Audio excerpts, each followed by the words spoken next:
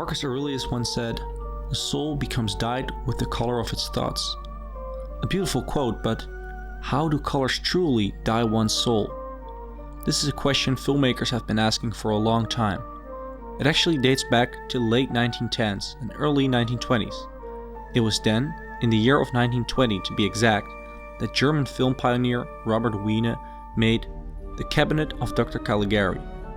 In this film, Wiene uses the color blue to establish the feeling of coldness during a killing, and shows the audience the color pink to convey femininity. By doing all this, he found out how well color can truly paint the soul, by conveying emotion. Over the ages, however, filmmakers found a more advanced way of connecting color to implicit meaning, a way that is more story-focused. A beautiful example of this story-focused usage of color is in the 2017 film La La Land.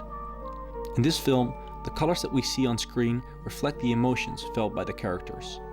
The colors go from bright and lively to monotone, and then, in the end of the film, back to bright.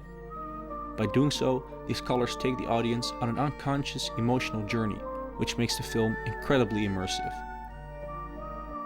Up until this point, I've talked about colors in general, but now I would like to take a deeper dive into a specific combination, the one of the colors green and red.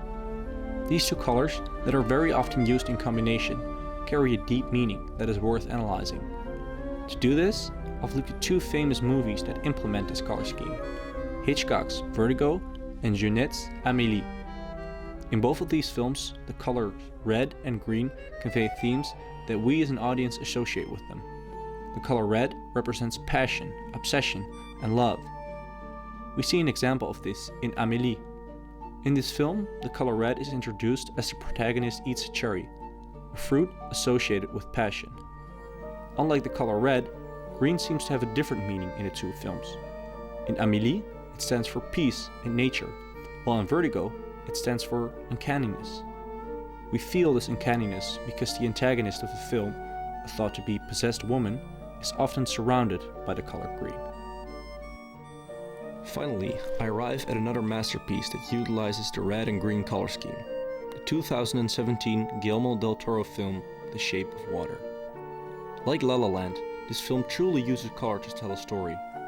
The Shape of Water is essentially about a woman who wants to break out of her standard life and go against the status quo.